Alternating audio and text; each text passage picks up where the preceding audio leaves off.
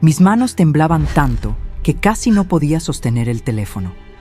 Estaba sentada en la oficina del gerente del banco, en esa silla de cuero frío que olía a desinfectante y miedo, y sentía cómo el aire acondicionado me congelaba la espalda mojada de sudor. Eran las 2:15 de la tarde de un miércoles que jamás voy a olvidar. El gerente, el señor Domínguez, me miraba con esos ojos llenos de lástima que tanto odio, como si yo fuera una viejita indefensa que no entiende nada. Acababa de decirme algo que no podía creer, algo que no tenía sentido, algo que era imposible. Señora Patricia, su nuera estuvo aquí hace menos de una hora. Intentó sacar los 2 millones de pesos de su cuenta. Traía su certificado de defunción. Mis 2 millones. El dinero que junté vendiendo la mercería de mis padres.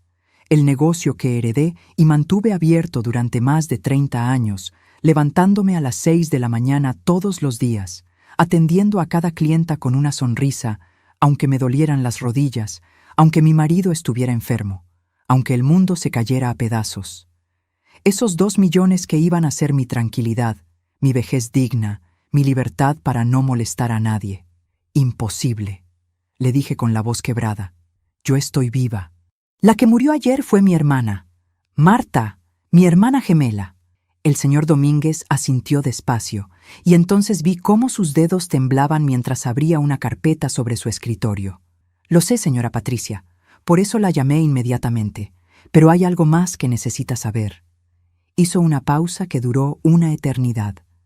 Su nuera ya había realizado compras online con su tarjeta de crédito adicional, antes del supuesto funeral. 470,000 pesos en los últimos 5 días. 470,000 pesos. Sentí cómo la oficina daba vueltas. El olor a café viejo de la taza del gerente me revolvió el estómago. Mis dedos apretaron la cartera de cuero marrón que tengo desde hace 15 años. Esa cartera que Vanessa, mi nuera, siempre miraba con desprecio diciéndome que parecía de limosna. Perdóname que interrumpa este momento tan duro, pero necesito que estés conmigo en esto que voy a contarte. Necesito que me acompañes hasta el final de esta historia, porque lo que viví no se lo deseo a nadie, pero sé que muchas de ustedes, están pasando por algo parecido. Si me estás escuchando desde México, desde Colombia, desde España, desde cualquier rincón donde se hable español, déjame un comentario diciéndome de dónde eres. Necesito saber que no estoy sola. Y si esta historia te toca el corazón, si te hace sentir algo, dame un me gusta. No por mí, sino por todas las madres, las abuelas, las tías que están siendo traicionadas por la gente que más aman. Me llamo Patricia Domínguez de Ferreira. Tengo 61 años, recién cumplidos el 8 de enero. Nací y me crié en el barrio de Flores, Buenos Aires, en una casa con patio de baldosas rojas donde mi mamá tendía la ropa y mi papá cultivaba tomates. Mis padres abrieron la mercería El Dedal de Oro en 1968, cuando yo tenía apenas 4 años. Crecí entre rollos de tela, carretes de hilo, botones de todos los colores guardados en frascos de vidrio que hacían música cuando los movías. Aprendí a coser antes de aprender a multiplicar. Me casé con Roberto cuando tenía 23 años. Él era tornero, trabajaba en un taller mecánico en Caballito. Era un hombre bueno, callado, de esos que te arreglan todo en casa sin que se lo pidas. Tuvimos un solo hijo, Martín. Mi razón de vivir durante 35 años. Lo crié entre las telas de la mercería. Él hacía la tarea en el mostrador mientras yo atendía a las clientas. Le pagué una universidad privada trabajando 12 horas por día. Estudió administración de empresas. Se recibió con honores. Cuando Roberto murió hace 8 años de un cáncer de pulmón que se lo llevó en 4 meses, Martín fue mi sostén. O eso creí. Me abrazaba, me decía, tranquila mamá, yo estoy acá. Me acompañaba los domingos a visitar la tumba de su papá. Yo vendí la mercería hace 5 años porque ya no daba más. Las rodillas destrozadas, la vista cansada, la competencia de los chinos que venden todo más barato. Recibí 2 millones de pesos limpios. Una fortuna para mí, mi libertad. Martín conoció a Vanessa hace 6 años en el gimnasio. Ella es personal trainer, flaca como un fideo, siempre maquillada perfecta, uñas impecables, ropa de marca. Desde el primer día supe que algo no andaba bien. La forma en que me miraba el departamento cuando vinieron a cenar por primera vez, como haciendo un inventario. La forma en que preguntaba, ¿y vivís sola en este lugar tan grande? Con esa sonrisa que no le llegaba a los ojos. Mi hermana Marta, mi gemela, mi otra mitad, me lo dijo clarito. Esa mujer no te quiere, Patricia, te quiere sacar. Pero yo callé, porque Martín estaba enamorado, porque hacía años que no lo veía tan feliz. Porque una madre siempre quiere que su hijo sea feliz, aunque eso signifique tragarse las dudas, las sospechas, el miedo. Se casaron hace 4 años. Una boda cara que yo ayudé a pagar con 200,000 pesos. Vanessa quería todo, el salón más lujoso, el vestido importado, las flores traídas de no sé dónde. Yo pagué sin chistar, pensando que era mi única forma de comprar un poco de cariño, un poco de lugar en su vida. Pero después del casamiento todo cambió. Las visitas se espaciaron. Los domingos en familia se volvieron una vez al mes, después cada 2 meses. Vanessa siempre tenía excusas. Ay, suegra, tenemos compromisos, tenemos que ver a mis padres, Martín está cansado. Y mi Martín empezó a mirarme diferente, con prisa, con fastidio, como si yo fuera una carga. Hace 3 meses instalé cámaras en mi departamento. No soy tonta, no soy una vieja decrépita que no entiende nada. Vanessa tenía copia de las llaves porque, por si te pasa algo, suegra, tenemos que poder entrar. Y yo empecé a notar que faltaban cosas, pequeñas al principio. Un perfume francés que me había regalado Marta, un juego de sábanas nuevas, un reloj de mi marido, después cosas más grandes, un cuadro del living, una vajilla antigua que era de mi abuela. Contraté a un técnico que vino disfrazado de inspector de gas y me instaló 4 cámaras ocultas. En el living, en mi habitación, en la cocina, en el pasillo. Podía ver todo desde mi celular. Y vi, Dios mío, ¿cómo vi? Vi a Vanessa entrando con su amiga cuando yo estaba en el médico, riéndose de mis muebles, diciendo, apenas se muera la vieja, vendemos este chiquero y nos compramos algo en Palermo. Vi a Martín revisando mis papeles, mis facturas del banco. Vi a los dos discutiendo sobre cuánto tiempo más iban a tener que bancarme. Vi a Vanessa probándose mi ropa, burlándose de mis vestidos de señora grande, tirándolos al suelo. Vi cosas que una madre nunca debería ver de su propio hijo. Pero me callé. Guardé todo ese dolor como veneno en el pecho. Esperé. Y entonces, hace 3 días, Marta murió. Mi hermana gemela. Mi otra mitad. Un infarto fulminante a los 61 años. Estaba en Rosario, donde vivía con su hija. Me llamaron a las 5 de la madrugada. Sentí como si me arrancaran el alma. Viajé en el primer colectivo. Estuve en el velorio, en el entierro. Martín no pudo ir porque tenía un compromiso de trabajo que no podía cancelar. Vanessa ni siquiera llamó para dar el pésame. Volví ayer de Rosario destrozada, vacía. Me encerré en mi departamento a llorar sola, como lloran las viejas que ya no le importan a nadie. Los detalles de mi hermana Marta ya eran parte de un ciclo cerrado, pero lo que venía a continuación me sorprendió. Ahora estaba ahí, en esa oficina helada, con la certeza de que mi nuera había intentado matarme en los papeles, enterrarme en vida, robarme todo lo que había trabajado durante 61 años. ¿Qué hago?, le pregunté al gerente con un hilo de voz. ¿Qué puedo hacer? El señor Domínguez me miró con algo que podría ser respeto o podría ser miedo. Usted puede hacer la denuncia, señora Patricia. Esto es un delito gravísimo. Falsificación de documentos, intento de estafa. Su nuera podría ir presa. Presa. Vanessa presa. ¿Y Martín? ¿Qué pasaría con mi Martín? Mis manos dejaron de temblar. Algo se endureció dentro de mi pecho. Algo frío y filoso como un cuchillo de hielo. No, dije despacio. Todavía no. Quiero que me dé 48 horas. ¿48 horas? Quiero hacer algo primero. Necesito que ellos sepan que yo sé, pero a mi manera. Saqué mi celular con dedos que ya no temblaban. Marqué el número de mi hijo. Sonó una vez, 2 veces. Contestó con esa voz apurada que usaba conmigo últimamente. «Mamá, estoy ocupado. ¿Qué pasa?» «Martín, mi amor», dije con la voz más dulce que pude fabricar. «Necesito que vengas al banco ahora, con Vanessa. Los 2 juntos, es urgente. Tengo una herencia especial que quiero darles. Algo de tu tía Marta». Hubo un silencio. Luego la codicia hizo su trabajo. «¿Una herencia? ¿De la tía Marta?» «Sí, mi amor, pero tienen que venir los 2, ahora. El gerente nos está esperando». «Dale, mamá, en 20 minutos estamos». Colgó sin despedirse. Guardé el teléfono en la cartera y miré al señor Domínguez. «Van a venir», dije.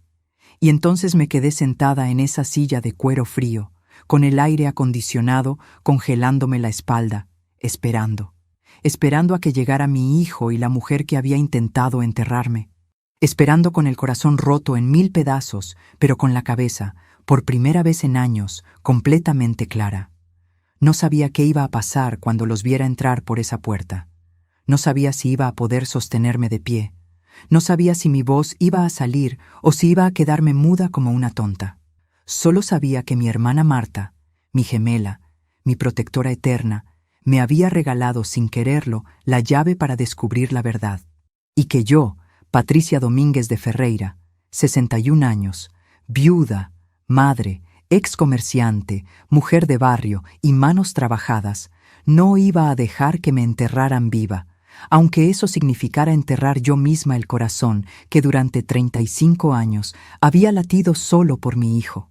Mientras esperaba en esa oficina, con el reloj de pared marcando cada segundo como una condena, mi mente se fue sola al pasado.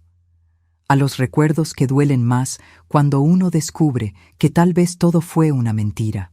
Martín nació un 23 de marzo, después de 11 horas de trabajo de parto. Pesó 3 kilos 800 gramos. Tenía los ojos de su padre y mi nariz respingada. Cuando me lo pusieron en los brazos, todavía con esa carita arrugada de recién nacido, juré que lo iba a proteger de todo, que nunca le iba a faltar nada, que iba a tener todo lo que yo no tuve. Y cumplí esa promesa, tal vez demasiado bien. Cuando Martín tenía 2 años, Roberto tuvo un accidente en el taller. Una máquina le destrozó 3 dedos de la mano izquierda. Estuvo 6 meses sin trabajar. Yo doblé turnos en la mercería. Abría a las 7 de la mañana y cerraba a las 9 de la noche. Martín se quedaba en el corralito detrás del mostrador, jugando con carretes de hilo vacíos que yo le daba para que no llorara.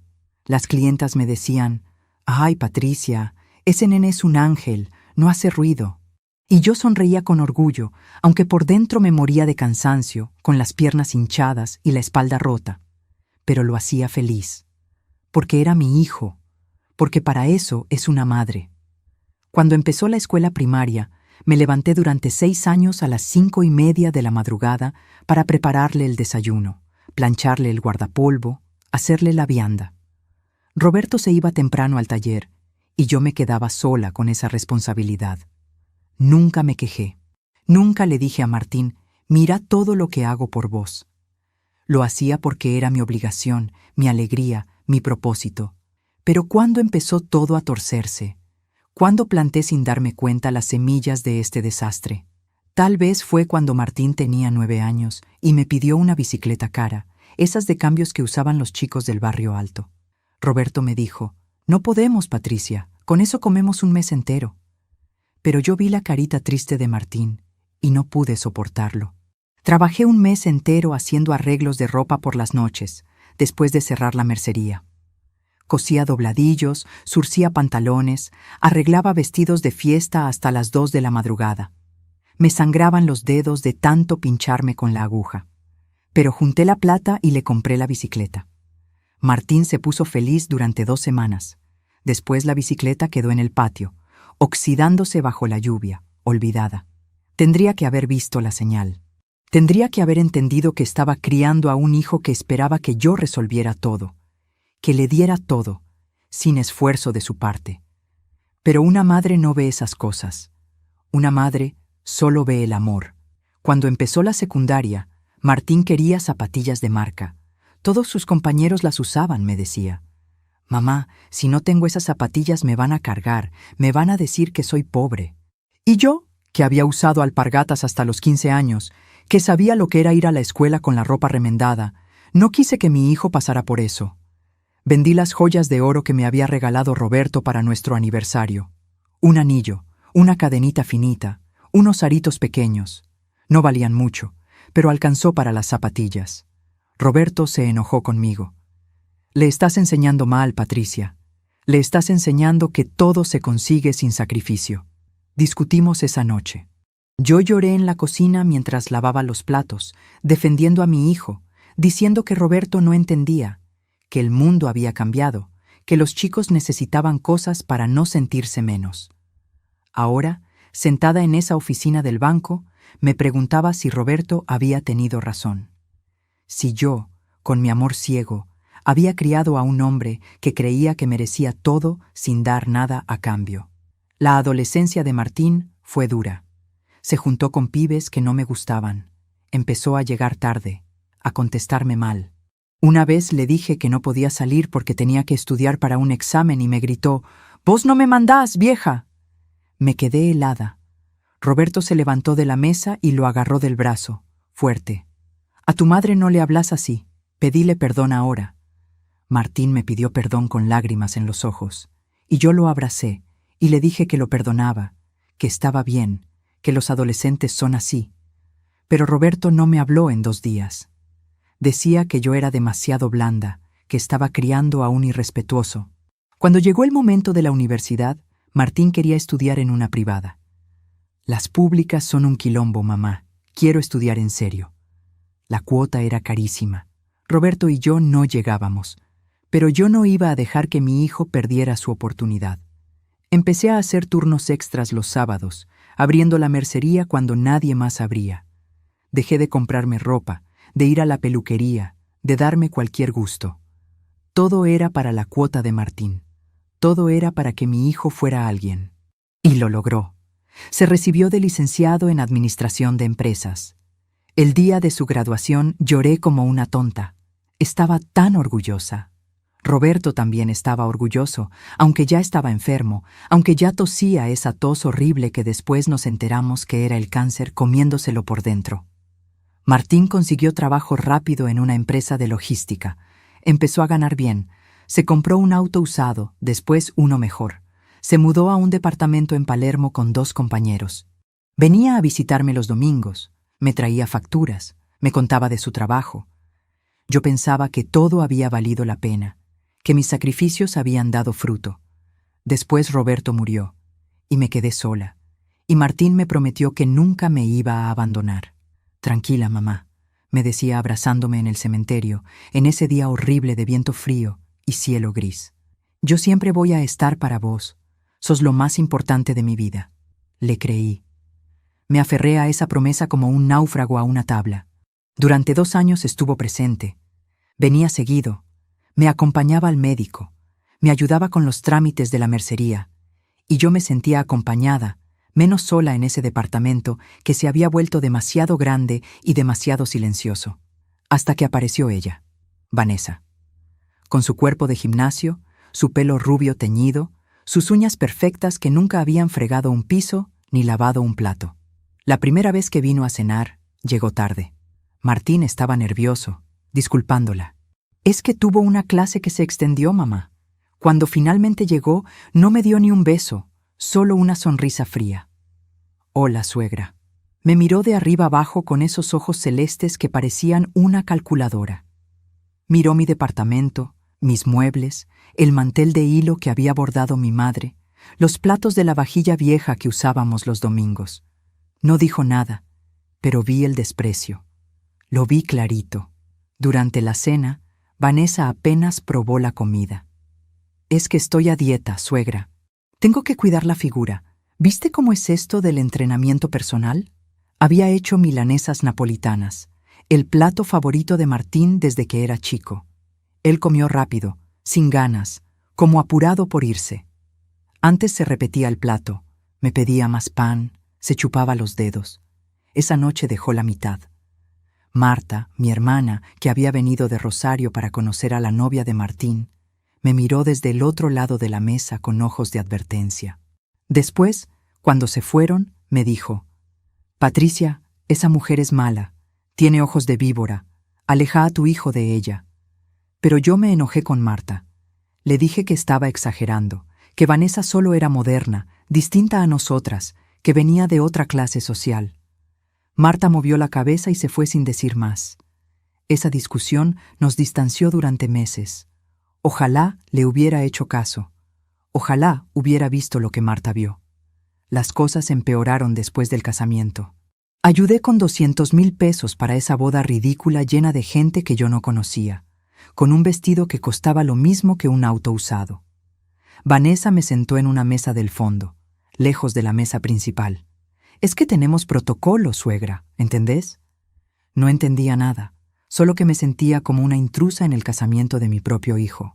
Martín estaba tan feliz ese día que no se dio cuenta de que yo estuve sentada sola durante 3 horas, mientras él bailaba y reía con la familia de ella. Mi hermana Marta se sentó conmigo, me apretó la mano. «Venite a vivir a Rosario conmigo, Patricia. Acá ya no te necesitan». Pero yo me negué. No iba a abandonar a mi hijo. No podía. Después del casamiento, las visitas se espaciaron. Primero fue una vez por semana, después cada 15 días, después una vez al mes. Siempre con excusas. «Estamos ocupados, mamá. Vanessa tiene mucho trabajo. Tenemos que ver a los suegros». Y cuando venían, Vanessa se la pasaba pegada al celular, sin hablarme, haciendo caras de aburrimiento. Martín también estaba cambiado. Me hablaba poco, me escuchaba menos.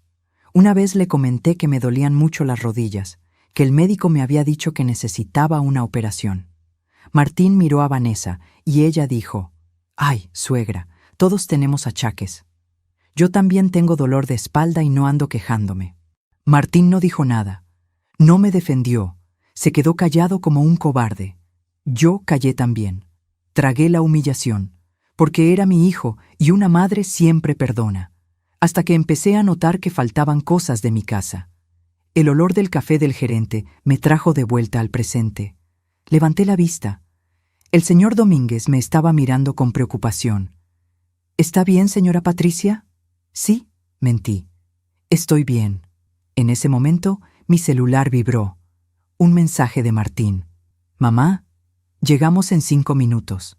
Vanessa está un poco nerviosa. Dice que por qué tanto misterio con esta herencia. ¿De cuánta plata estamos hablando?» Leí el mensaje 2 veces. Ni un «¿Cómo estás, mamá?» Ni un «¿Cómo venís del viaje, del entierro de la tía?» Solo «¿De cuánta plata estamos hablando?» Mis dedos temblaron sobre el teclado. Iba a responder algo, cualquier cosa, pero entonces llegó otro mensaje. Este era de Vanessa. Me había agregado a un grupo de WhatsApp hacía meses, uno que se llamaba Familia Ferreira, aunque nunca hablaban ahí conmigo. Pero esta vez el mensaje no era del grupo. Era directo para mí, y decía: «Suegra, espero que esta herencia sea en serio y no una de tus exageraciones de vieja dramática. Martín y yo tenemos proyectos importantes y necesitamos plata ya. Así que ojalá tu hermana haya sido más generosa de lo que vos sos». Lo leí 3 veces. Cada palabra era como un puñal. Vieja dramática. Le mostré el mensaje al señor Domínguez sin decir nada. Él lo leyó y apretó los labios. «Señora Patricia, ¿está segura de que quiere seguir con esto? Podemos llamar a la policía ahora mismo». Guardé el celular en la cartera y me acomodé en la silla. Algo dentro de mí se había roto definitivamente, pero algo más se había endurecido como acero. «Estoy segura», dije. «Quiero que entren y me vean viva. Quiero ver sus caras». Afuera se escuchó el ascensor. Pasos acercándose por el pasillo. Voces, la voz de mi hijo y la voz de la mujer que había intentado enterrarme. La puerta de la oficina se abrió y entró Martín. Mi hijo. 35 años, el saco gris que le había regalado para su cumpleaños, el pelo engominado para atrás como le gustaba a ella. Entró rápido, con esa ansiedad que yo conocía tan bien, la misma que tenía de chico cuando esperaba su regalo de Navidad. Detrás venía Vanessa. Cartera de cuero cara, tacos altos que hacían ruido contra el piso de la oficina, ese perfume dulzón que siempre me daba dolor de cabeza. Traía puestos los anteojos de sol, aunque estábamos adentro, y cuando me vio sentada ahí junto al gerente, se quedó paralizada en el marco de la puerta. Se le cayeron los anteojos de las manos. El ruido del plástico golpeando el piso fue como un disparo en el silencio de esa oficina. Martín me miró sin entender. «¿Mamá? ¿Qué haces acá?» ¿Qué hago acá?», repetí despacio. Mi voz sonó extraña, como si saliera de otra persona. «Estoy en mi banco, en mi oficina, con mi gerente, porque esta es mi cuenta». Vanessa se había puesto blanca, del color de la pared. Sus labios se movían, pero no salía sonido. Dio un paso hacia atrás, como queriendo escaparse, pero Martín la agarró del brazo sin darse cuenta de nada todavía. «No entiendo», dijo mi hijo. «Me dijiste que venías por una herencia de la tía Marta, que teníamos que venir los dos. ¿Qué está pasando?» El señor Domínguez se puso de pie. Era un hombre alto, de casi 60 años, de esos que todavía creen en la palabra y en hacer las cosas bien. Miró a Vanessa con una frialdad que hasta yo sentí. «Señora Vanessa, tal vez usted nos pueda explicar qué está pasando. ¿Por qué estuvo en este banco hace menos de 2 horas intentando retirar 2 millones de pesos de la cuenta de la señora Patricia Ferreira?» El silencio que siguió fue tan pesado que me costaba respirar. Martín soltó el brazo de Vanessa y la miró como si la viera por primera vez. «¿Qué dice?», preguntó Martín. «Tiene que haber un error. Vanessa estaba en el gimnasio esta mañana. Estaba dando clases». «No estaba en el gimnasio», dijo el señor Domínguez con calma. «Estaba sentada exactamente donde está usted ahora, con un certificado de defunción que indicaba que la señora Patricia había fallecido ayer. Intentó presentarse como heredera directa. Vi cómo la cara de Martín cambiaba de color, del rosa normal al rojo, después a una palidez enfermiza. Se volvió hacia Vanessa con los ojos enormes. «Eso no es cierto. Decile que no es cierto». Vanessa abrió la boca. La cerró. Sus ojos se movían de Martín a mí, de mí al gerente, como un animal acorralado buscando una salida, y entonces hizo lo que hacen las mentirosas cuando las atrapan. Atacó. «Esto es un malentendido terrible», gritó con voz aguda. «Yo vine al banco porque tu mamá me pidió que viniera. Me llamó esta mañana temprano, toda confundida, diciendo que necesitaba ayuda con unos papeles, que no entendía, que estaba mareada por los remedios. Yo vine a ayudarla». Mentirosa, perfecta, hermosa mentirosa. Martín me miró con esperanza, con desesperación, queriendo creerle a ella, queriendo que yo confirmara esa versión que nos salvaría a todos de la verdad horrible. «¿Es verdad eso, mamá? ¿La llamaste vos?» Y ahí estaba, el momento de elegir. Podía mentir, podía suavizar, podía hacer lo que había hecho durante 61 años, tragar mi dolor para que los demás estuvieran tranquilos, para que mi hijo no sufriera, para mantener la paz familiar aunque esa paz fuera una mentira podrida. Pero algo dentro de mí dijo: «Basta». «No», dije con voz clara. «Yo no la llamé. Yo estaba en Rosario, en el funeral de mi hermana, tu tía. ¿Te acordás? La que murió hace 3 días y vos no pudiste ir a despedir porque tenías trabajo». El señor Domínguez puso sobre el escritorio una carpeta. La abrió con movimientos precisos. «Estos son los registros de las cámaras de seguridad del banco. Señora Vanessa llegando a las 10:43 de la mañana, sola. Aquí está presentando documentos. Aquí está el certificado de defunción con fecha de ayer, 21 de enero. Aquí está solicitando acceso a la cuenta número 3724915, la cuenta de la señora Patricia». Las fotos estaban ahí. Vanessa en blanco y negro, tan clara que no había forma de negar. Martín las miró como hipnotizado. «Pero…» Su voz se quebró. «Pero mamá está viva. La tía Marta es la que murió. ¿Cómo pudiste?» «Somos gemelas», dije yo antes de que Vanessa pudiera inventar otra mentira. «Idénticas. En el certificado dice Marta Domínguez». Pero ella lo presentó como si fuera yo, como Patricia Ferreira. cambiando mi apellido de casada. El señor Domínguez asintió. El certificado estaba alterado digitalmente. No muy bien, por cierto. Por eso inmediatamente lo noté y llamé a la señora Patricia para verificar. Martín se dejó caer en una silla. Tenía la cabeza entre las manos. Vanessa seguía de pie, temblando ahora, con esa careta perfecta de maquillaje resquebrajándose. «Hay más», dije. Y mi voz sonaba tan fría que yo misma me asusté. «Señor Domínguez, por favor, muéstrele a mi hijo los movimientos de mi tarjeta de crédito de los últimos 5 días». El gerente sacó otras hojas. Las puso frente a Martín. 470,000 pesos en compras online. Ropa, carteras, zapatos, productos de belleza, un tratamiento estético, 2 pasajes de avión a Cancún. Todo comprado entre el 17 y el 22 de enero.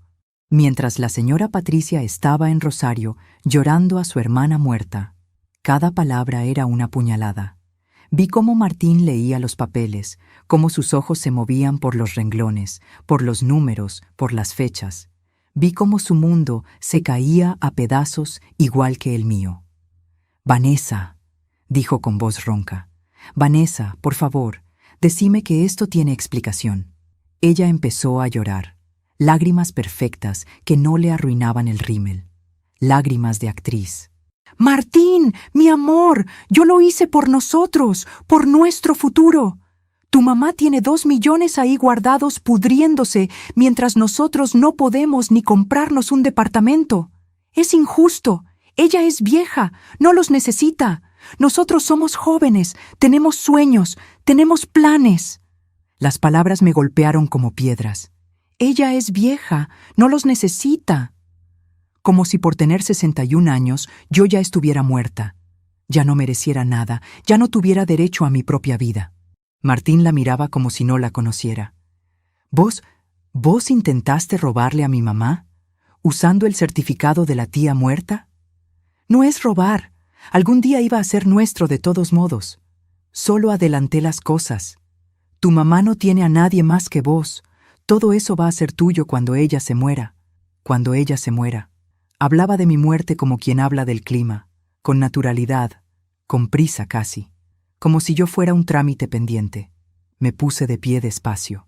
Las rodillas me dolían, pero no me importó.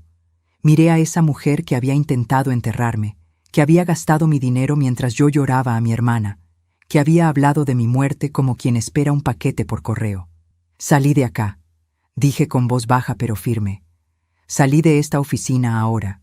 Vanessa me miró con odio puro. Ya no había lágrimas, solo rabia.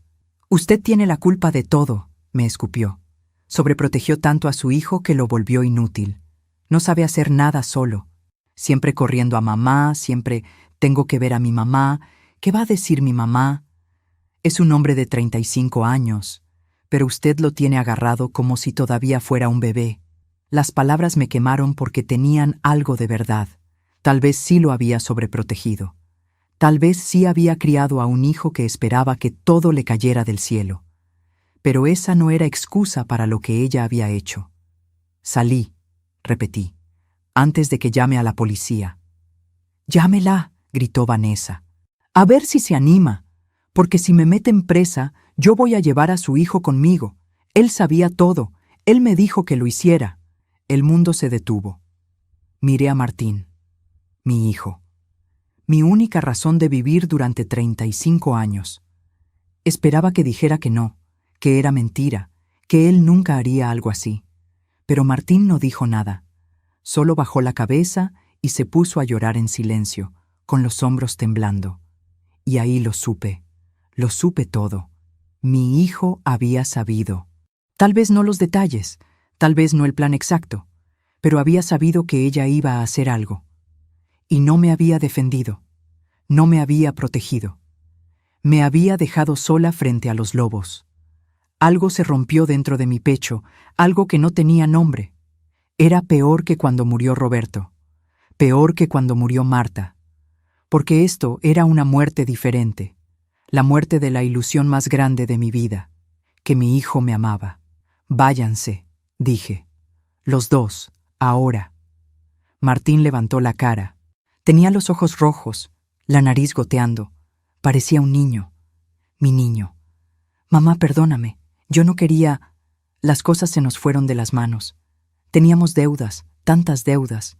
Vanessa perdió su trabajo el mes pasado y... ¿Y pensaron que podían matarme en los papeles? ¿Pensaron que podían robarme todo lo que trabajé durante 60 años? No iba a ser robar. Algún día iba a ser mío. Soy tu único hijo. Ya no, dije, y las palabras salieron solas, desde un lugar frío y oscuro que no sabía que tenía adentro. Ya no sos mi hijo. Martín se puso de pie tambaleándose. Extendió las manos hacia mí como había hecho de chico cuando tenía miedo, cuando necesitaba que lo consolara. No digas eso, mamá. Por favor, yo te quiero. Sos mi mamá.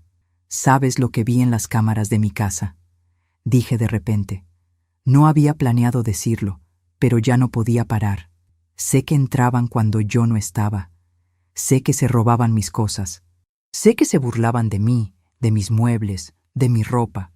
Los vi. Todo está grabado. Vanessa abrió la boca, pero no salió sonido. Martín se puso aún más pálido. Ustedes dos planeando qué hacer conmigo, continué. Hablando de geriátricos. ¿De cuánto podrían sacar vendiendo mi departamento? ¿De cuánto tardaría yo en morirme si me daban las pastillas equivocadas? Eso último era mentira. No había escuchado nada sobre pastillas. Pero lo dije para ver sus caras, para confirmar mis sospechas más oscuras. Y por la forma en que Vanessa se puso blanca, supe que había dado en el clavo. El señor Domínguez se aclaró la garganta. Señora Patricia, si tiene evidencia de eso, esto es mucho más grave. Estamos hablando de intento de homicidio. No tengo evidencia de eso, admití. Solo de las burlas, los robos, las conversaciones sobre internarme. Martín se dejó caer de rodillas. Literalmente de rodillas frente a mí, como cuando era chiquito y había roto algo y pedía perdón. Mamá, por favor, perdóname. Cambiamos. Yo cambio. Vanessa cambia. Te lo juro por papá, por la memoria de papá. Escuchar el nombre de Roberto en su boca me dio asco. Roberto, que había intentado enseñarle valores, respeto, trabajo. Roberto que me había advertido que lo estaba criando mal y yo no escuché. Tu papá estaría muerto de vergüenza, dije, y yo estoy muerta en vida, porque descubrí que mi único hijo es un extraño. Me di vuelta hacia el señor Domínguez. ¿Qué necesito hacer para proteger mi dinero? Podemos bloquear todas las tarjetas adicionales inmediatamente, cambiar las claves, hacer una denuncia formal que quede en registro, y le recomiendo que cambie su testamento. Hágalo todo, dije. Ahora. Mamá, no, suplicaba Martín desde el piso. No hagas esto. Somos familia. Me agaché con dificultad, las rodillas protestando hasta quedar a su altura. Lo miré a los ojos, esos ojos marrones que eran iguales a los de Roberto. La familia no te roba, dije despacio. La familia no te entierra en vida. La familia no cuenta los días para que te mueras. Vos ya no sos mi familia. Y si vuelven a acercarse a mí, a mi casa, a mi plata, los meto presos a los dos. Me puse de pie con ayuda del escritorio. El señor Domínguez me alcanzó mi cartera. Los papeles van a estar listos mañana, señora Patricia. ¿Va a hacer la denuncia policial? Miré a Martín, todavía arrodillado, llorando como no lloraba desde que era un niño. Miré a Vanessa, con su ropa cara comprada con mi plata, con su cara de actriz derrumbándose. Todavía no, dije. Pero guarde toda la documentación, las cámaras, los registros, todo. Si vuelven a molestarme, ahí sí los denuncio. Era mi última pieza de misericordia, mi último vestigio de madre. Salí de esa oficina sin mirar atrás. Caminé por el pasillo del banco con la espalda derecha aunque me doliera todo el cuerpo. Salí a la calle. Eran las 4 de la tarde. El sol de enero me golpeó la cara y me hizo llorar. O tal vez ya estaba llorando y no me había dado cuenta. Caminé 4 cuadras hasta una plaza. Me senté en un banco debajo de un árbol. Y ahí, sola, con el ruido de los colectivos y los chicos jugando, tomé una decisión. Iba a vender el departamento. Iba a cambiar el testamento. Iba a irme lejos. Y si moría sola, si moría sin familia, al menos iba a morir con dignidad. con mi plata intacta, con mi nombre limpio. Ya no era la Patricia que se dejaba pisar, ya no era la madre que lo perdonaba todo. Saqué el celular y llamé a un número que tenía guardado hacía meses, pero nunca me había animado a usar. Una amiga de la mercería, Rosa, que se había mudado a Mar del Plata después de enviudar. Siempre me decía: «Vení a vivir acá conmigo, Patricia. El mar cura todo». Contestó al segundo ring. «Rosa, soy Patricia. ¿Todavía tenés lugar para mí?» Rosa me dijo que sí, sin hacer preguntas. «Vení cuando quieras, Patricia. Acá tengo un cuarto con vista al mar esperándote». Colgué el teléfono y me quedé sentada en ese banco de plaza, viendo cómo el sol empezaba a bajar, tiñendo el cielo de naranja. Por primera vez en 3 días sentí algo parecido a la paz. O tal vez era el agotamiento. Ya no sabía distinguir. Esa noche, cuando llegué a mi departamento, lo vi con otros ojos. Las paredes que había pintado con Roberto hace 20 años. El piso de mosaicos que habíamos elegido juntos. Los muebles viejos pero limpios, cuidados, llenos de historia. Todo lo que Vanessa había despreciado, todo lo que ella había llamado chiquero. Mi casa, mi vida, mi pasado. Y decidí que ya no iba a ser mi futuro. A la mañana siguiente, a las 8 en punto, llamé a un abogado. No cualquier abogado, sino el doctor Ramírez, un hombre mayor que había sido cliente de la mercería durante años. Su esposa compraba telas para hacer manteles y siempre me pagaba al contado. Siempre me trataba con respeto. «Doctor Ramírez, soy Patricia Ferreira. Necesito cambiar mi testamento con urgencia». Nos encontramos esa misma tarde en su estudio, un lugar pequeño y ordenado en Caballito. Le conté todo. No me guardé nada. El certificado de defunción falso, las compras con mi tarjeta, las cámaras en mi casa, las conversaciones que había escuchado. Él me escuchó en silencio, tomando notas con letra prolija en un cuaderno viejo. Cuando terminé, se sacó los anteojos y me miró con tristeza. «Patricia, esto que me cuenta es un delito grave. Usted debería hacer la denuncia». «Lo sé», dije, «pero es mi hijo. Si lo denuncio, va a tener antecedentes, va a perder su trabajo, su vida va a quedar destruida». «Su vida ya está destruida, Patricia, por sus propias decisiones». Tenía razón, pero todavía había una parte de mí, pequeña y terca como una cicatriz, que no podía dar ese paso final. «Quiero proteger mi patrimonio», dije en cambio. «Quiero que si me pasa algo, nada vaya para ellos». El doctor Ramírez asintió. «¿Tiene otros familiares? ¿Alguien de confianza?» Pensé en Marta, mi hermana gemela, ya muerta, en su hija, mi sobrina Claudia, que vivía en Rosario con sus 2 nenes. Claudia siempre había sido cariñosa conmigo, siempre me llamaba por mi cumpleaños, siempre me mandaba fotos de los chicos. «Mi sobrina», dije, «Claudia. Y quiero dejar una parte para una fundación de abuelos abandonados. Si existe algo así». «Existe», confirmó el doctor Ramírez. «Y es una hermosa decisión». Redactamos el testamento ahí mismo.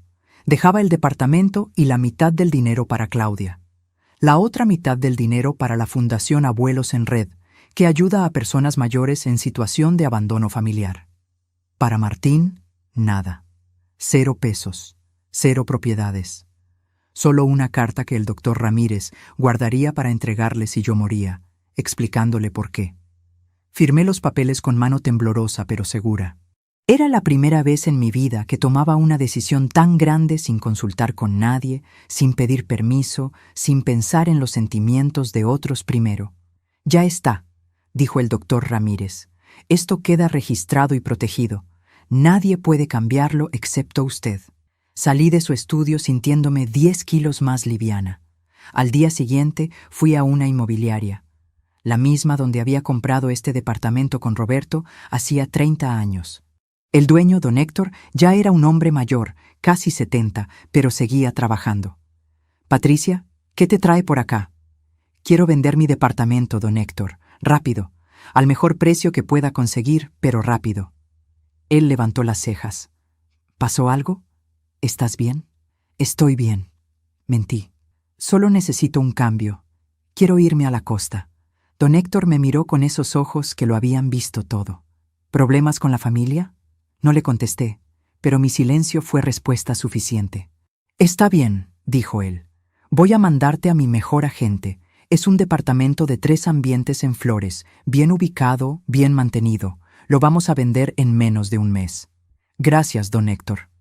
Esa noche, mientras preparaba la cena para mí sola, mi celular empezó a sonar. Era Martín. Otra vez. Llevaba 2 días llamándome sin parar, 23 llamadas perdidas, 16 mensajes. Al principio eran súplicas. Mamá, por favor, aténdeme. Tenemos que hablar. Perdóname. Después se volvieron más desesperados. Mamá, estoy desesperado. Vanessa se fue. Me dejó solo. Te necesito. Ahora eran casi histéricos. Mamá, me van a echar del trabajo. Los de recursos humanos se enteraron de lo que pasó. Por favor, ayúdame. No contesté ninguno. Bloqueé su número. Bloqueé el de Vanessa también. El silencio era mi arma más poderosa. A la semana siguiente, el agente de don Héctor trajo a una pareja joven que quería ver el departamento. Tenían un bebé de 6 meses en cochecito. La chica miraba todo con ojos brillantes. Es hermoso, tiene mucha luz, es perfecto para nosotros. Aceptaron la oferta. Escritura para dentro de 20 días. Yo me iba a ir con 4,5 millones de pesos en el bolsillo, el doble de lo que tenía en el banco, suficiente para vivir tranquila el resto de mis días sin depender de nadie. Empecé a guardar mis cosas, cajas y más cajas, ropa que ya no usaba, libros viejos, fotos de Martín de cuando era chico. Esas fotos me dolían más que nada. El nene de comunión con su sonrisa desdentada, el adolescente con su primer traje, el joven graduado con su título. ¿En qué momento ese nene bueno se había convertido en el hombre que intentó enterrarme? Guardé las fotos en una caja aparte. No podía tirarlas, pero tampoco podía tenerlas a la vista. Una tarde, mientras estaba envolviendo los platos de mi abuela en papel de diario, sonó el timbre. No esperaba a nadie. Me asomé por la mirilla y se me heló la sangre. Era Martín. Estaba solo, sin Vanessa. Tenía barba de varios días, la ropa arrugada, los ojos hinchados. Se veía 10 años más viejo. No abrí la puerta. «Mamá, sé que estás ahí», dijo con voz ronca. «Vi la luz. Por favor, déjame entrar. 5 minutos. Te lo suplico». Me quedé del otro lado de la puerta, con el corazón golpeándome el pecho como un tambor. «Mamá, perdí mi trabajo. Me echaron. Vanessa me dejó. Se fue con un tipo que conoció en el gimnasio. Se llevó todas sus cosas y me dejó las deudas. Tengo que dejar el departamento porque no puedo pagar el alquiler. No tengo a dónde ir». Cada palabra era una daga, pero no abrí. No podía abrir. Me quedé sin nada, mamá. Sin trabajo, sin pareja, sin plata, sin casa. Vos sos lo único que me queda. Apoyé la frente contra la puerta. Respiré hondo. Y entonces hablé por primera vez en 2 semanas. Yo también me quedé sin nada, Martín. Me quedé sin hijo. No digas eso. Sigo siendo tu hijo. Un hijo no hace lo que vos me hiciste. Fue Vanessa. Ella me convenció. Yo no quería. Mentira, dije con voz cansada. Vos sabías. Vos estuviste de acuerdo. En las grabaciones de mi casa te escuché decir que yo era un estorbo, que cuanto antes me muriera, mejor. Silencio del otro lado de la puerta. Un silencio que confirmaba todo. Yo estaba enojado ese día, dijo finalmente. Había discutido con Vanessa. No lo decía en serio. ¿Sabes cuántas veces yo estuve enojada con vos y nunca dije que ojalá te murieras?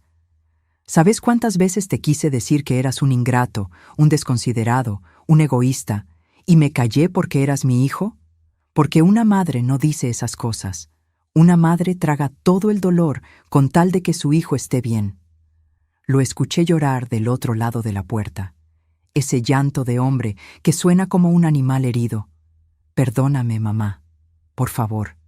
Voy a cambiar, te lo juro. Voy a conseguir trabajo.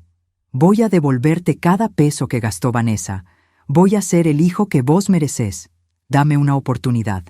La parte de mí que había sido madre durante 35 años quería abrir esa puerta. Quería abrazarlo, consolarlo, decirle que todo iba a estar bien, que yo lo iba a ayudar como siempre.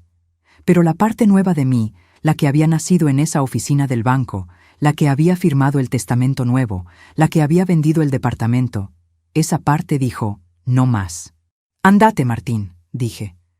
No voy a abrir, y si volvés, llamo a la policía. Mamá, llama a la familia de Vanessa, llama a tus amigos, llama a quien quieras, pero a mí no me llames más. ¿Y a dónde voy a ir? Esa pregunta que yo había escuchado miles de veces cuando era chico. Mamá, ¿dónde está mi ropa? Mamá, ¿qué hay para comer? Mamá, ¿me das plata? Siempre esperando que yo resolviera todo, que yo fuera su solución mágica. No sé, Martín, y no es mi problema. Las palabras más difíciles que dije en mi vida. Lo escuché golpear la puerta con desesperación. Mamá, por favor, no me hagas esto. No podés abandonarme. Ahí fue cuando algo se rompió definitivamente en mi pecho. Me di vuelta y le grité a esa puerta cerrada con toda la furia acumulada de años. ¿Que yo no puedo abandonarte? ¿Yo? Vos me abandonaste primero. Cuando te casaste con esa mujer y me dejaste de lado. Cuando dejaste de visitarme. Cuando permitiste que ella me tratara como basura. Cuando planeaste robarme. Cuando hablaste de mi muerte como si fuera una bendición. Vos me abandonaste a mí, Martín, y ahora venís llorando porque te quedaste solo.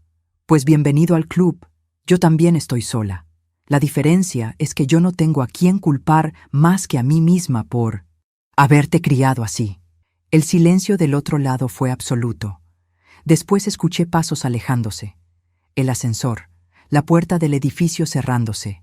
Me deslicé por la puerta hasta quedar sentada en el piso. Y ahí lloré. Lloré por todo. Por Roberto que no estaba para ver esto. Por Marta que había tenido razón y yo no la escuché. Por el hijo que crié y que ya no existía. Por la madre que fui y que ya no podía ser. Lloré hasta que no me quedaron más lágrimas. 3 días después, una vecina tocó mi puerta. Doña Carmen, del 5º piso, una señora de casi 80 años que siempre me saludaba con cariño. Patricia, necesito hablar con vos. La hice pasar. Le serví un té. Ella me miró con ojos preocupados. Tu hijo estuvo ayer en la portería. Le dijo al encargado que vos lo echaste de tu vida, que no le abrís la puerta, que él no tiene la culpa de nada, que vos estás enferma de la cabeza, que estás senil, que tendrían que internarte. Las palabras me golpearon como puñetazos. Seguía mintiendo. Seguía siendo víctima. Seguía culpándome a mí. No estoy senil, doña Carmen, dije con calma. Estoy más lúcida que nunca, y tengo mis razones para no querer verlo. Ella me apretó la mano. Yo te creo, querida. Lo conozco desde que era chico. Siempre fue un nene mimado. Y cuando creció no mejoró. Pero hay algo más que tenés que saber. ¿Qué cosa? Está contándole a todo el edificio que vos le negás ayuda, que sos una mala madre, que tenés 2 millones en el banco y no le das nada mientras él duerme en la calle. Algunas vecinas le creen. Dicen que sos dura de corazón. Sentí la humillación subiéndome por la garganta como bilis. Era el último ataque, el último intento de controlarme. Si no podía tener mi plata, iba a tener mi reputación, mi dignidad, mi paz. Gracias por contarme, doña Carmen. Cuando ella se fue, tomé una decisión final. Al día siguiente, pegué una carta en la cartelera del edificio. La escribí a mano, con letra clara, para que todos la vieran. Estimados vecinos, me dirijo a ustedes para aclarar una situación que está generando rumores. Es cierto que mi hijo Martín y yo estamos distanciados. No por capricho mío, sino porque él y su esposa intentaron hacerse pasar por mis herederos, usando el certificado de defunción de mi hermana gemela fallecida, con el fin de robar el dinero de mi cuenta bancaria. Esto sucedió hace 2 semanas y existe documentación bancaria y legal que lo prueba. Además, su esposa gastó 470,000 pesos de mi tarjeta de crédito sin mi autorización mientras yo estaba en el funeral de mi hermana. No estoy enferma mental. No estoy senil. Estoy defendiendo mi dignidad y mi patrimonio que trabajé 60 años para conseguir. Si mi hijo les cuenta otra versión, les pido por favor que no le crean. Y si tocan mi puerta para interceder por él, no voy a abrir. Gracias por comprender. Patricia Domínguez de Ferreira. 4 grumavaras. Pegué la carta con cinta adhesiva y me fui. No me importaba lo que dijeran. Ya no me importaba nada excepto salir de ahí con lo mío intacto. Esa misma tarde, mi celular sonó. Número desconocido. Atendí por error. Era Vanessa. ¿Señora Patricia? Su voz sonaba distinta, asustada, pequeña. ¿Qué querés?, pregunté con frialdad. Quiero pedirle perdón. Sé que lo que hice fue horrible, pero estaba desesperada. Perdí mi trabajo, tenía deudas, Martín no ganaba suficiente.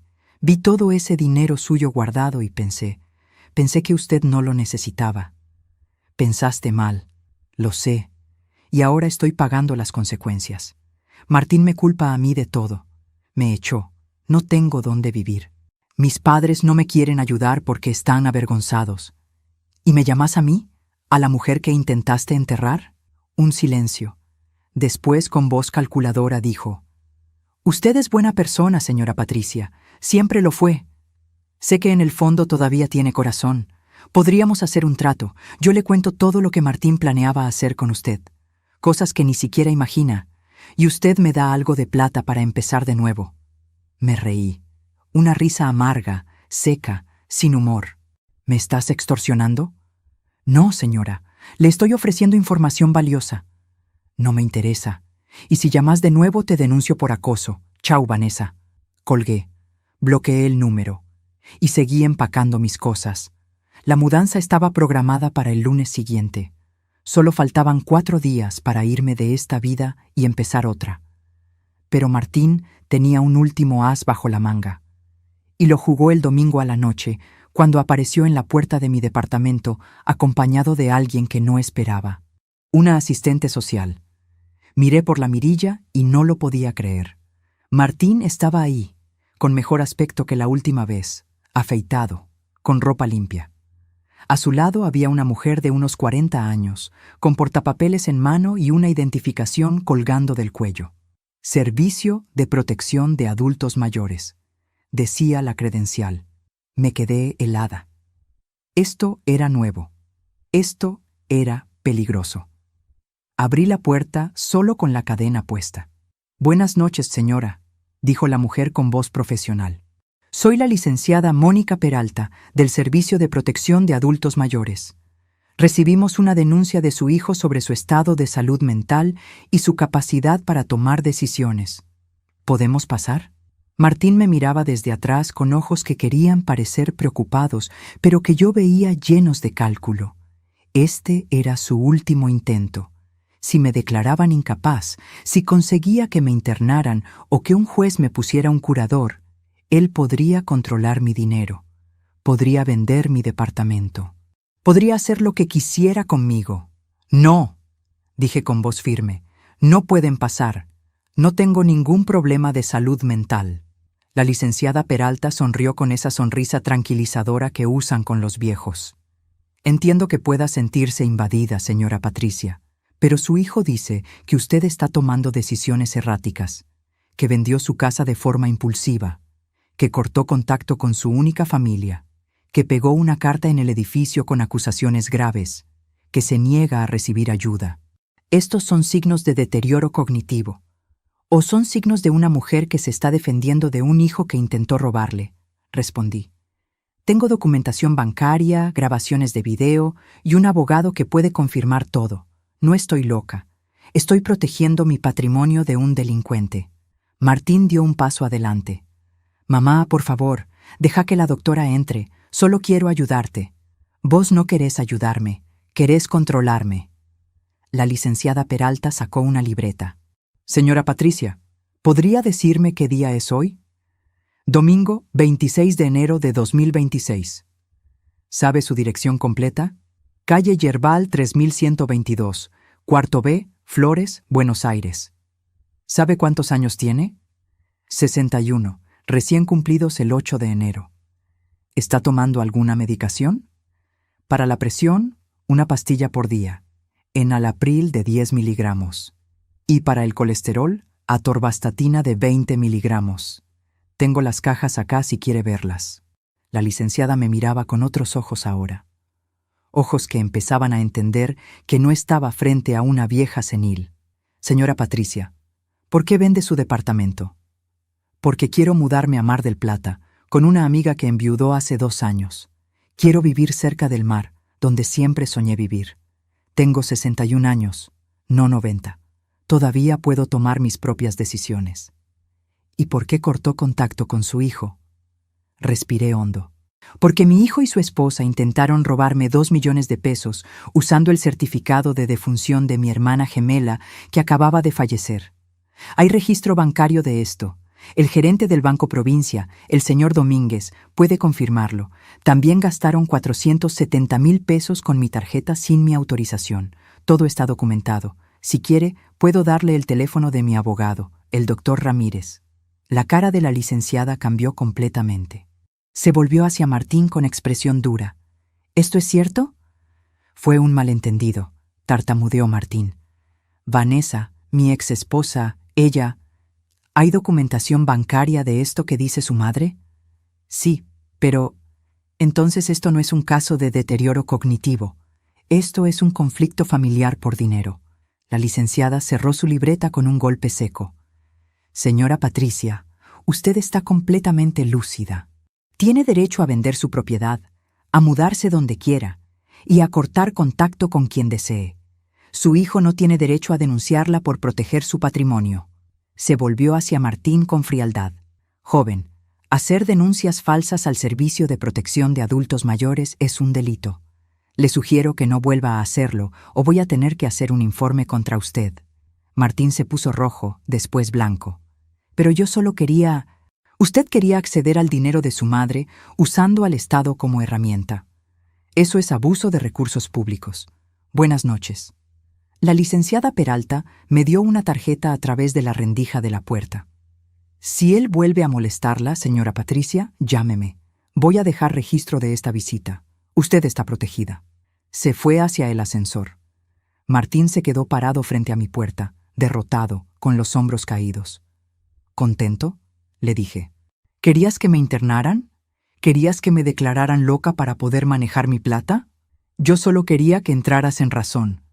La razón la tengo yo, Martín. Siempre la tuve. El que perdió la razón fuiste vos el día que decidiste que tu madre era un obstáculo. Cerré la puerta en su cara. Esta vez definitivamente. El lunes a la mañana llegó el camión de mudanzas. 2 muchachos jóvenes, trabajadores, que envolvieron mis muebles con cuidado, que cargaron mis cajas sin romper nada. Doña Carmen bajó a despedirse con lágrimas en los ojos. Vas a estar mejor allá, Patricia. Acá solo te quedan malos recuerdos. Tenía razón. El viaje a Mar del Plata duró 5 horas. Contraté un remis porque no quería viajar en colectivo con todo mi cansancio encima. El chofer, un hombre callado de unos 50 años, puso la radio bajita y me dejó mirar por la ventana en paz. Vi cómo Buenos Aires quedaba atrás, con sus edificios grises, su ruido, su prisa. Vi aparecer la ruta, los campos, el cielo más grande. Rosa me estaba esperando en la puerta de su casa, una casita de 2 plantas a 4 cuadras del mar, pintada de blanco y celeste. Tenía el pelo más corto que la última vez que la vi, todo blanco ahora, y había engordado un poco, pero su sonrisa era la misma de siempre. «Patricia, llegaste». Nos abrazamos como no nos habíamos abrazado en años, y ahí, en los brazos de mi amiga, lloré otra vez. Pero esta vez no eran lágrimas de dolor, eran de alivio. «Ya pasó», me decía Rosa, acariciándome la espalda. «Ya pasó todo, acá estás segura». Mi cuarto tenía una ventana grande que daba al jardín. Las paredes eran de un amarillo suave que hacía que todo pareciera más luminoso. La cama tenía una colcha de flores y olía a lavanda. Era simple, era chico, era perfecto. «Mañana vamos a la playa», dijo Rosa. «Hace años que no vas, ¿no? Desde antes de que muriera Roberto». «Bueno, mañana vamos. Y vas a ver cómo el mar te cura el alma». Esa noche dormí sin pastillas por primera vez en semanas.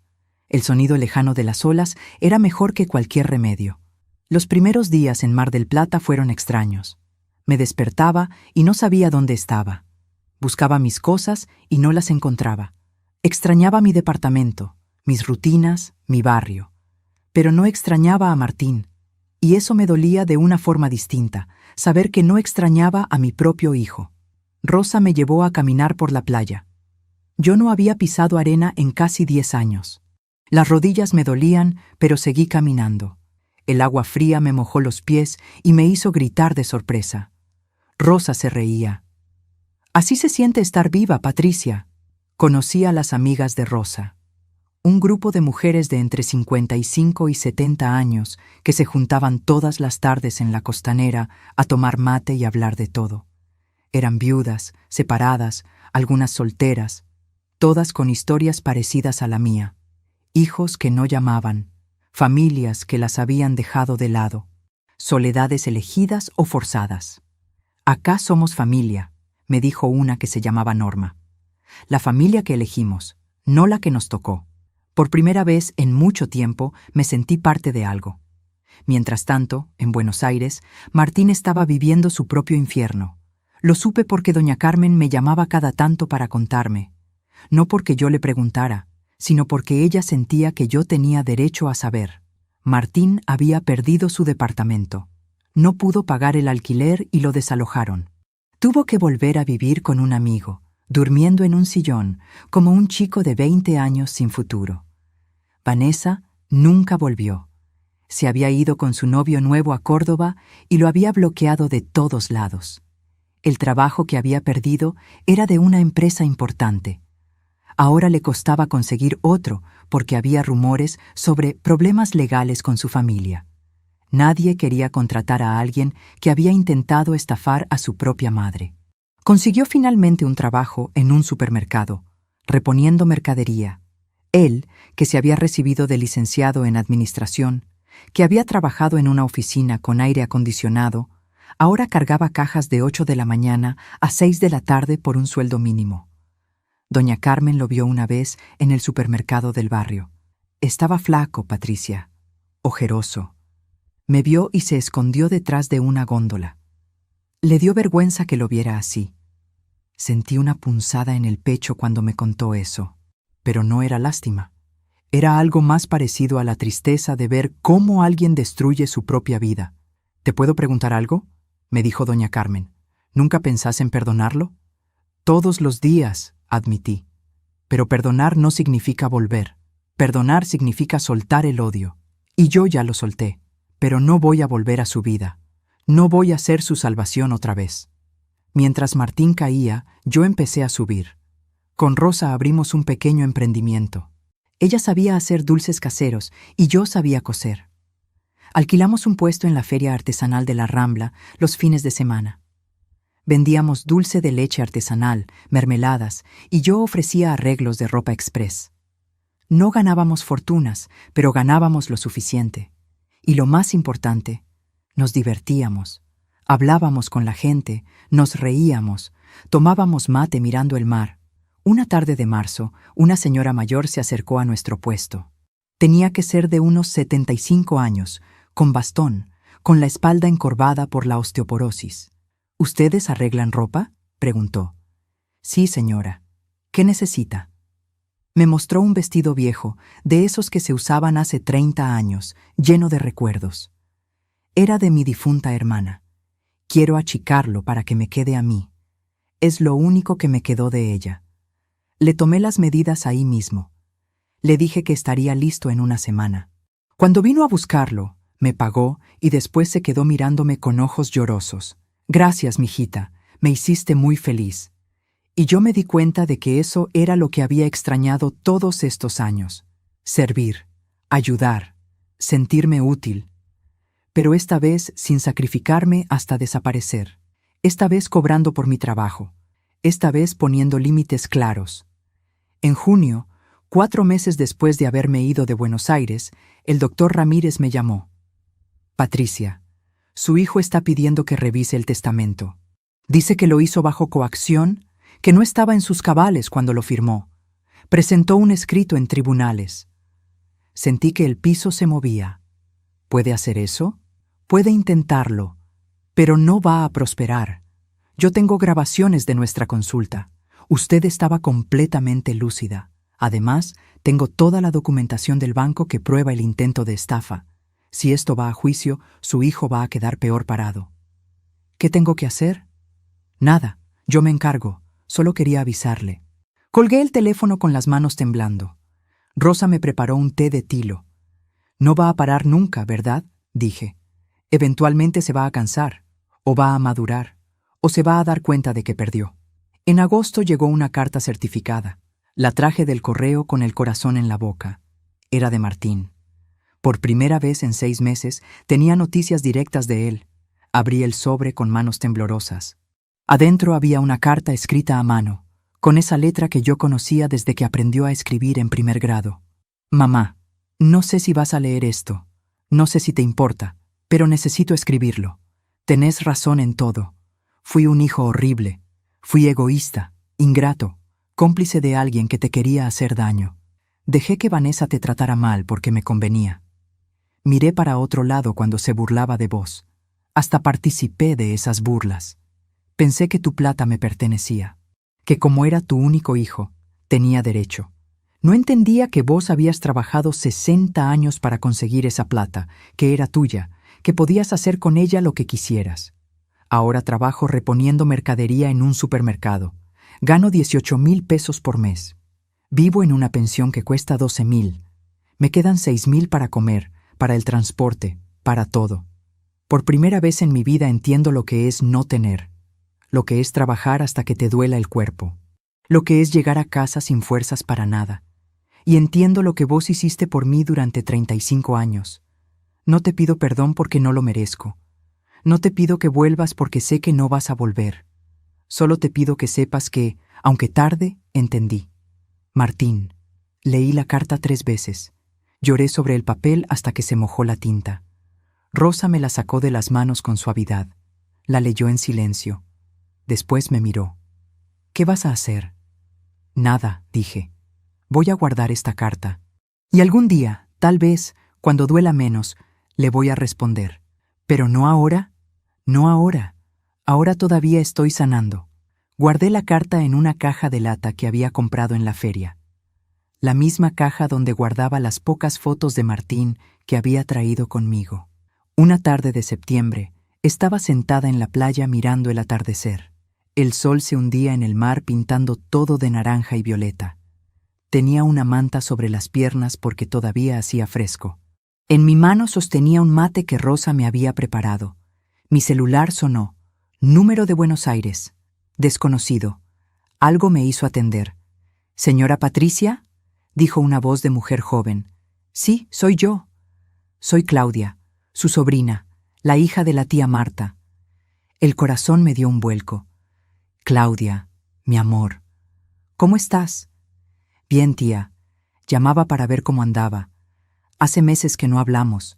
Mamá siempre decía que la teníamos que cuidar entre las dos. ¿Se acuerda?»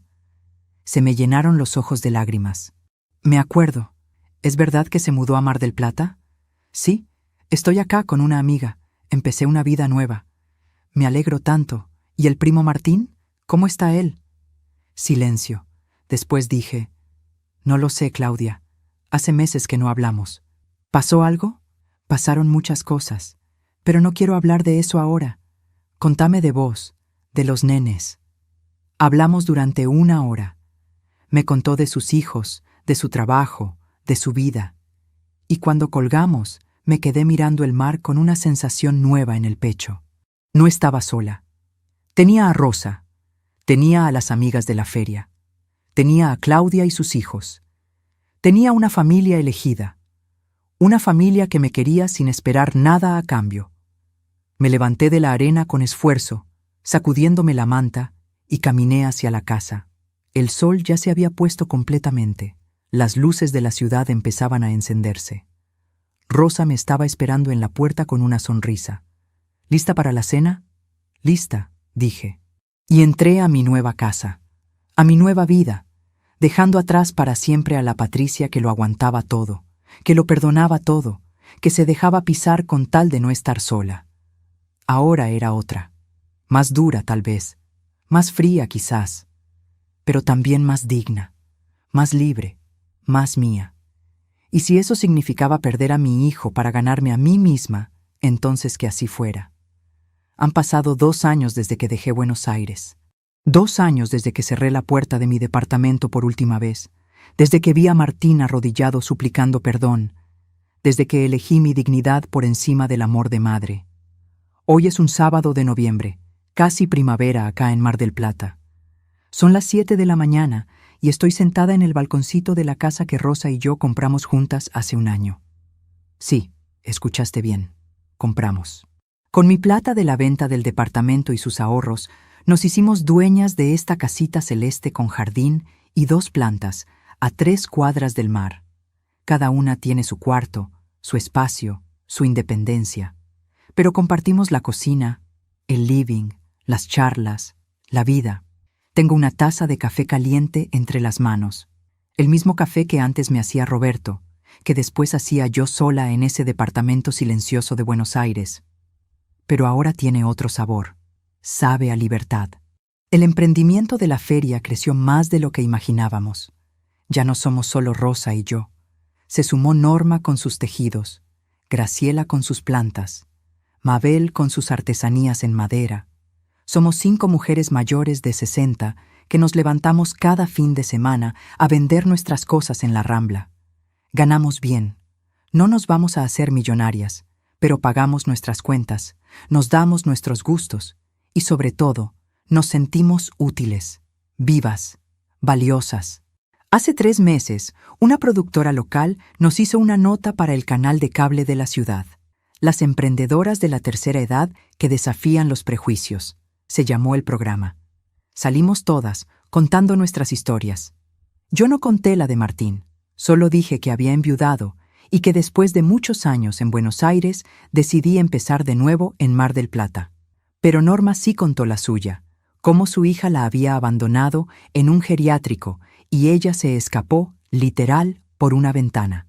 Y Mabel contó cómo sus hijos le robaron la pensión durante años hasta que hizo la denuncia.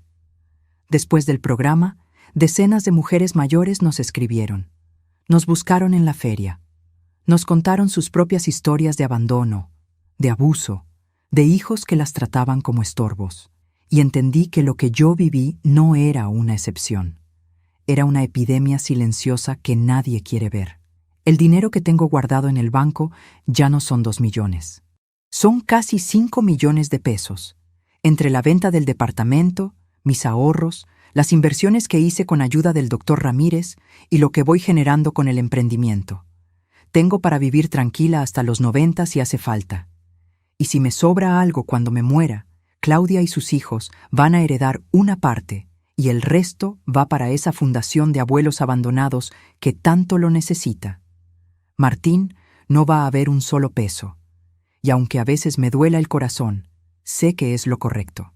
Hace 6 meses recibí otra carta de él, la segunda en 2 años. Decía que había conseguido un trabajo mejor, en un depósito de logística, que estaba ahorrando de a poco, que había empezado terapia psicológica, que estaba aprendiendo a ser una persona diferente, que me extrañaba todos los días, que entendía si nunca lo perdonaba, pero que quería que yo supiera que estaba tratando de cambiar. Esta vez sí le respondí, pero no fue la carta que él esperaba. Martín, me alegro de que estés tratando de mejorar tu vida. Eso es algo que tenés que hacer por vos, no por mí. Yo ya reconstruí la mía. Estoy bien, estoy feliz, estoy en paz. No te odio. Pero tampoco te necesito.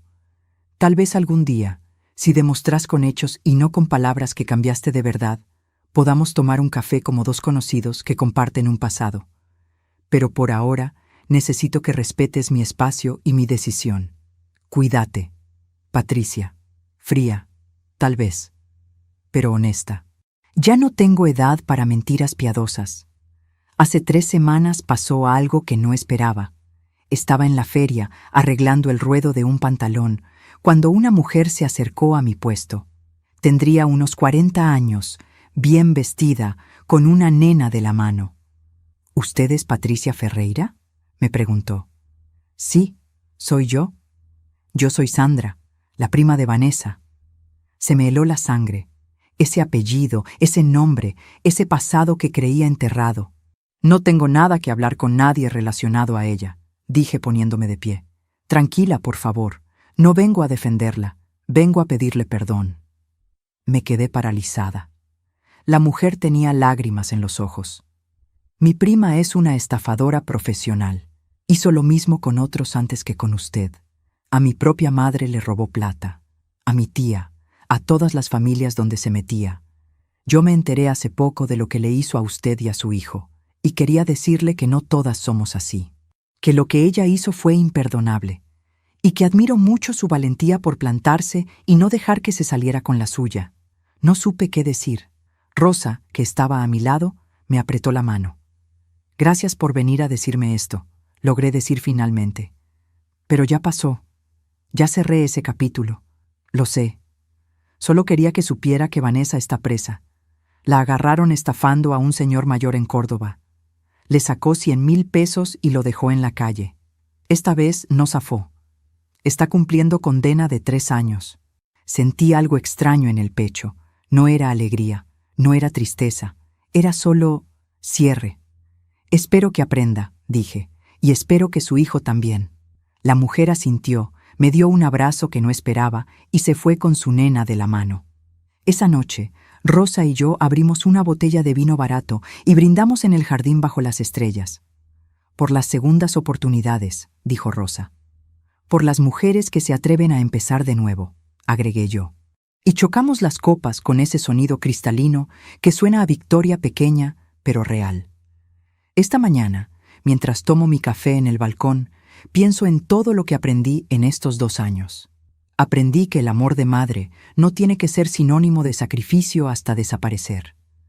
Aprendí que poner límites no es egoísmo, es supervivencia. Aprendí que uno puede ser viejo y empezar de nuevo, que 61 años no son el final, sino a veces un nuevo comienzo.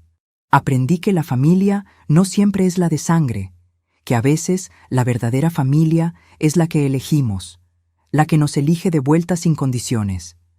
Aprendí que el dinero que una trabaja durante 60 años no es para que otros lo malgasten, sino para tener dignidad en la vejez, para no depender de nadie, para poder decir que no sin miedo a quedarse en la calle. Aprendí que una madre puede amar a su hijo y al mismo tiempo alejarse de él para salvarse a sí misma, y que eso no la hace mala madre. La hace humana. Aprendí que el dolor de criar a un hijo ingrato no define mi vida entera, que yo soy más que esa maternidad fallida, que tengo derecho a ser feliz aunque mi hijo no sea parte de esa felicidad. Y aprendí, sobre todo, que nunca es tarde para elegirse a una misma. Miro el mar desde mi balcón. Las olas van y vienen, constantes, eternas. Y pienso que yo soy como esas olas ahora. Voy y vengo, caigo y me levanto. Me rompo contra las rocas, pero siempre vuelvo. El celular suena. Es Claudia. Tía, ¿cómo está? Los nenes querían saber si pueden ir a visitarla en las vacaciones de verano. El corazón se me hincha de alegría. Claro que pueden venir, mi amor. Acá los espero con los brazos abiertos. Esos nenes, mis sobrinos nietos, me llaman tía abuela.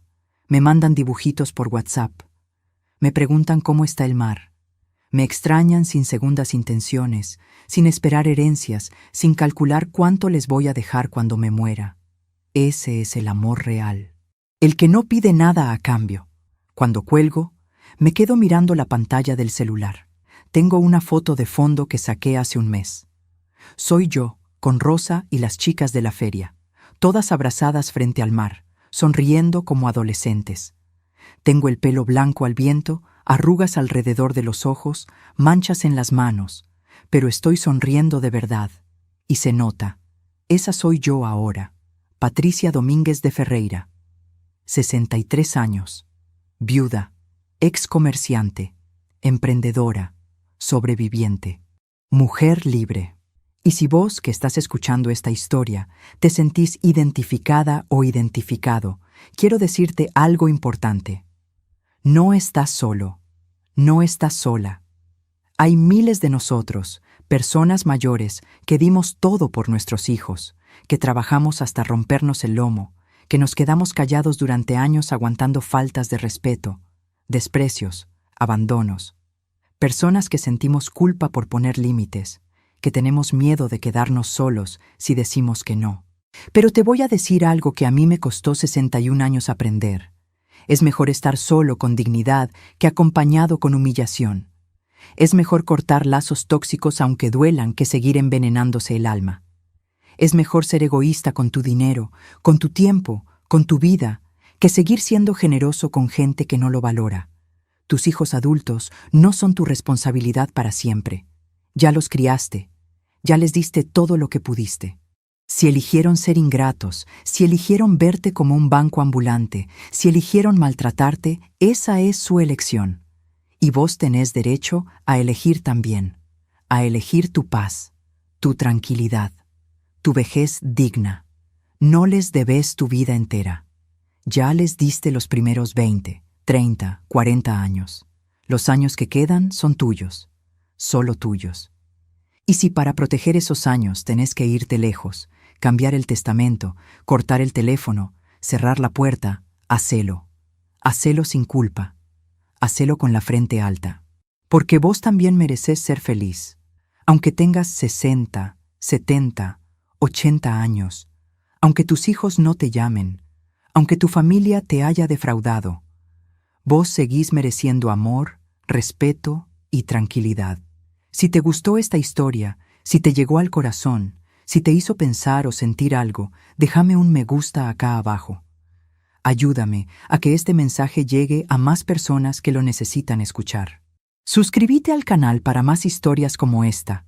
Historias de gente real, de gente mayor, de gente que está sobreviviendo día a día. Y sobre todo, contame tu historia en los comentarios. ¿Estás pasando por algo parecido? ¿Tuviste que poner límites a tu familia? ¿Sentís culpa por querer elegirte a vos mismo? Escribilo. Porque tu historia puede ayudar a otra persona que está leyendo esto en silencio, sintiéndose sola, pensando que es la única que sufre esto. No estás solo. Somos miles. Y juntos somos más fuertes. Compartí este video con esa amiga que sabes que lo necesita escuchar, con esa vecina que está aguantando maltratos, con ese tío que no se anima a decir basta. Porque a veces una historia como esta es la que nos da el coraje que nos falta. Yo me quedé acá, en Mar del Plata, con mi café, mi balcón, mi mar, mi vida nueva. Y todos los días, cuando me despierto, agradezco haber tenido el coraje de irme, de cerrar esa puerta, de empezar de nuevo. No fue fácil. Fue lo más difícil que hice en mi vida. Pero fue lo mejor. Y si yo pude, vos también podés. Nunca es tarde para elegirse a uno mismo. Nunca es tarde para decir basta. Nunca es tarde para ser libre. Gracias por escucharme. Gracias por estar acá. Gracias por ser parte de esta comunidad de gente mayor que no se rinde, que no se deja pisar, que sigue luchando por una vejez digna. Nos vemos en el próximo video. Y recordá, tu vida es tuya. Nadie tiene derecho a robártela. Un abrazo grande desde Mar del Plata. Y que el mar, tarde o temprano, también cure tus heridas como curó las mías.